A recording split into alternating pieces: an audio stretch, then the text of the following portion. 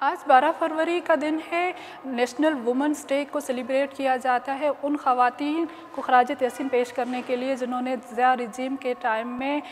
हुदूद ordinance के काले कानून के ख़िलाफ़ एक रेजिस्टेंस का आगाज़ किया था और वो लाहौर में उन ख़वातीन ने एक मुकम्मल तहरीक चलाई और उस तहरीक में उन ख़वातीन ने सड़कों पे निकल के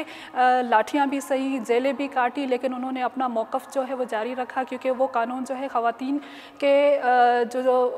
हुकूक़ है उसको सलब करने के लिए बनाया गया था। तो वो दिन जो है उनके याद करने के लिए पूरे मुल्क में मनाया जाता है और वो तहरीक जो है उसके बाद तमाम जितने भी ख़वातीन से और इंसानी हुकूक़ से मुतालिक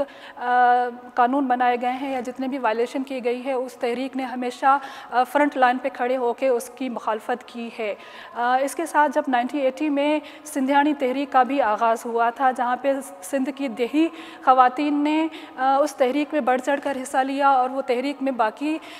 शोबों से भी ख़वातीन उनके साथ शामिल थी और वो एक तहरीक ज़िया रजीम में बनाए गए कानून के ख़िलाफ़ थी। हम देखते हैं कि जहाँ पे भी इंसानी हुकूक़ की या ख़वातीन के हुकूक़ की वायलेशन होती है तो सबसे पहले ख़वातीन जो है बरसरे पैकार नज़र आती हैं और वही उनके ख़िलाफ़ जो है बात करती हुई नज़र आती हैं। लेकिन बलूचिस्तान में जब हम देखें कि जहाँ पे आपका 50% से ज़्यादा आबादी जो है ख़वातीन की है, लेकिन तालीमी इदारों में, आपकी पॉलिटिकल पार्टीज़ में, आपकी असम्बलीज़ में उनके लिए एक कोटा मुख्तस है। अब वो उस कोटे में जो है वो भी आपके पार्टी से वो लोग शामिल होते हैं जो जदोजहद में या किसी इंसानी हुकूक़ की किसी तंजीम के साथ मुंसलिक नहीं होती। तो ज़रूरत इस बात की है कि हमारी ख़वातीन और हमारे बलूचिस्तान में जो है अपने हुकूक़ के लिए कब खड़ी होंगी और कब उसके लिए आवाज़ बुलंद करेंगी, क्योंकि बलूचिस्तान में इस वक्त इंसानी हुकूक़ और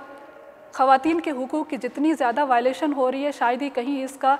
ज़िक्र हो। नसीराबाद को हम देख लें, वहाँ पे ऑनर किलिंग के इतने ज़्यादा वाक़यात होते हैं। हमारे जो यहाँ पे है शादी के लिए जो वल्वर की एक रस्म है वो एक ख़वातीन के लिए भी एक परेशान कुन रस्म के तौर पे है और इसके साथ जो है जायदाद का जो जायदाद की तकसीम है ख़ानदानी तौर पर, उसमें भी ख़वातीन को हिस्सा नहीं दिया जाता। तो ये इस तरह के कुछ मसाइल हैं जिन पर आप